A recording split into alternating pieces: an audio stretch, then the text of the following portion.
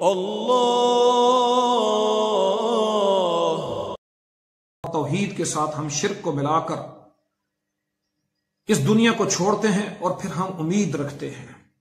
کہ اللہ تبارک و تعالی ہم پہ رحم کرے، اللہ ہم پہ رحم کرے، لیکن قرآن کریم نے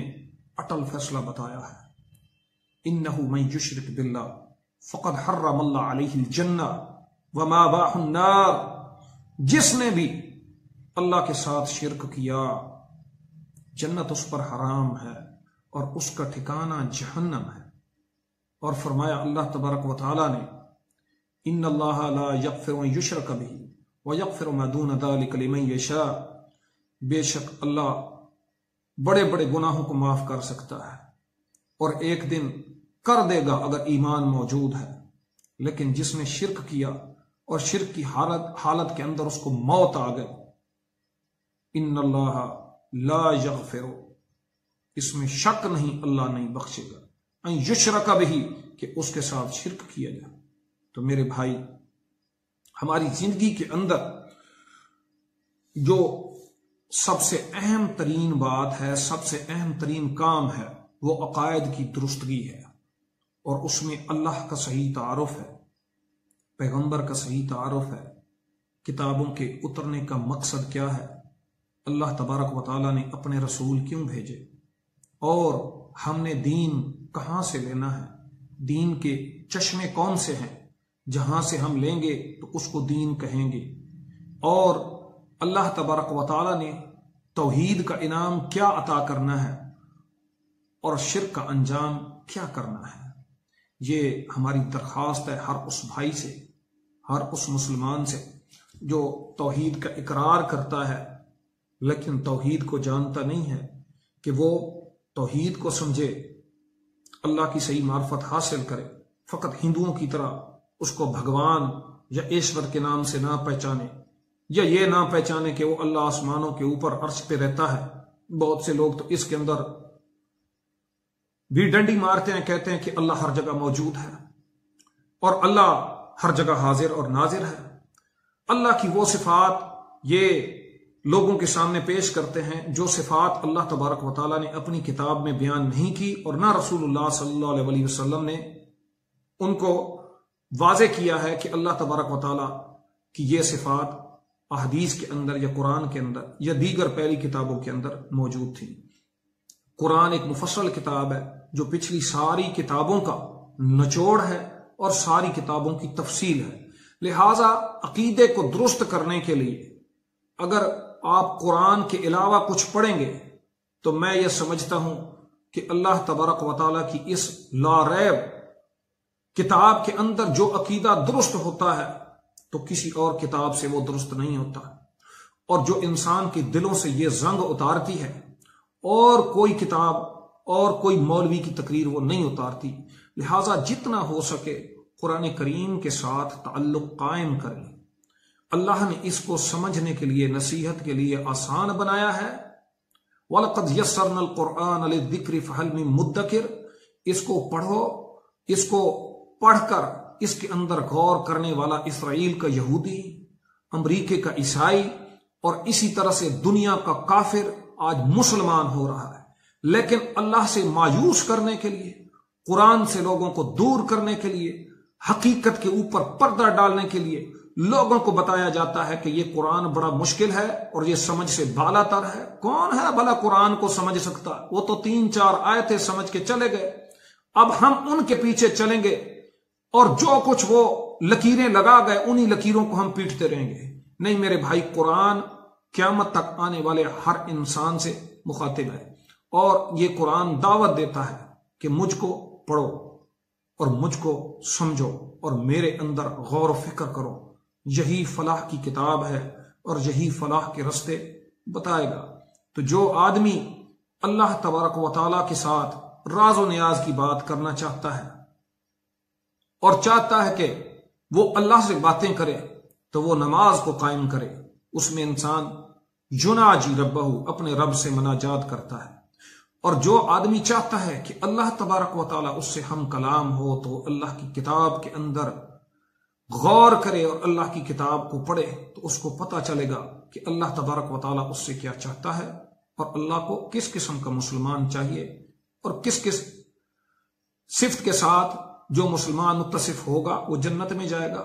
اور کون سا انسان جہنم کا ایندھن بن جائے گا۔ تو سب سے پہلی بات اور سب سے پہلی دعوت ایک مسلمان کی وہ توحید ہونی چاہیے، اور توحید وہ جو اللہ رسول نے بتائی، اور دعوت کے اندر ساری دعوتوں سے بڑھ کر جو ترجیح ہے وہ توحید کو ہونی چاہیے، اور اللہ کی صحیح معرفت، اللہ تبارک و تعالیٰ کی ذات کا تعارف، رسول اللہ صلی اللہ علیہ وسلم کی ذات کا تعارف، اور قرآن کریم اور احادیث کے بارے میں صحیح معرفت ہونی چاہیے۔ اور اس کے لیے ظاہر ہے العلم بالتعلم، علم سیکھنے سے آتا ہے، جب ہم سیکھیں گے نہیں تو ہمیں کچھ نہیں آئے گا، اور سیکھنے کے لیے تحقیق سب سے بنیادی چیز ہے، نہ کہ اندھا پن۔ اللہ تبارک و تعالیٰ سے دعا ہے اللہ تبارک و تعالیٰ ہم کو سمجھنے کی، عمل کی توفیق دے۔ وما علیہ الا البلاغ المبین۔ الحمد للہ رب العالمین، والصلاة والسلام علی اشرف الانبیاء والمرسلین وعلی آلہ واصحابہ اجمعین۔ اعوذ باللہ من الشیطان الرجیم، وَلَقَدْ بَعَثْنَا فِي كُلِّ أُمَّةٍ رَسُولًا أَنِ اعْبُدُوا اللَّهَ وَاجْتَنِبُوا الطَّاغُوتَ۔ اللہ تبارک و تعالی نے قرآن کریم کے اندر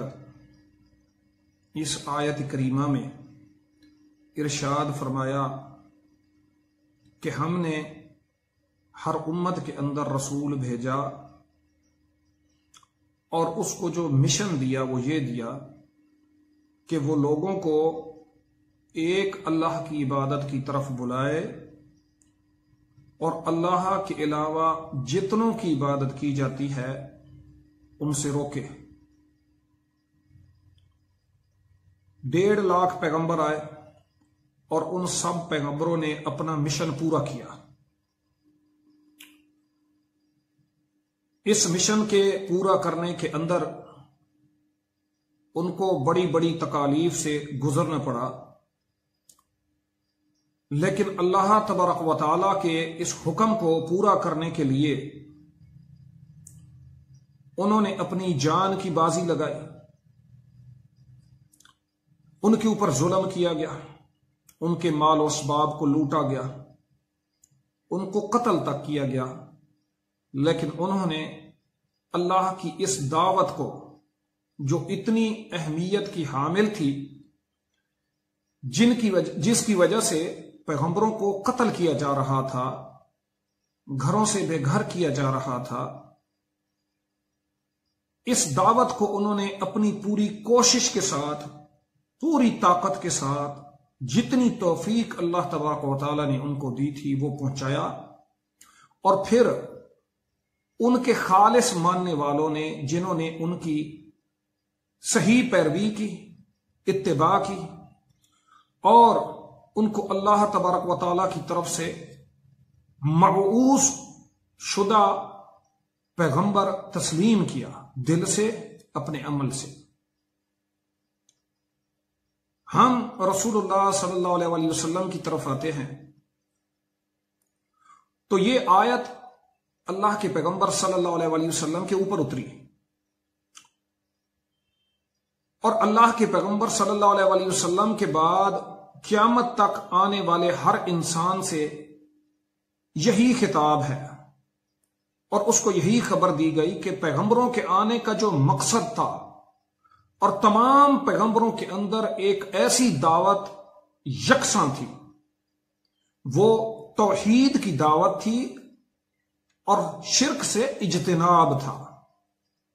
یہ تو ضروری چیز ہے کہ اگر ایک صاف پانی ہے، ایک کنواں ہے، اس کے اندر کتا بھی گرا ہوا ہے، مرا پڑا ہے، اگر کتا نکالا نہ جائے تو وہ پانی کبھی صاف نہیں کہلا سکتا، وہ پانی پلید ہی ہوگا۔ توحید کا مزاج یہ ہے کہ یہ اپنے ساتھ کفر کو، شرک کو قبول نہیں کرتی، اور کفر اور شرک کا مزاج یہ ہے کہ وہ ایک گندا دریا ہے جس کے اندر جتنے نالے گرتے جائیں وہ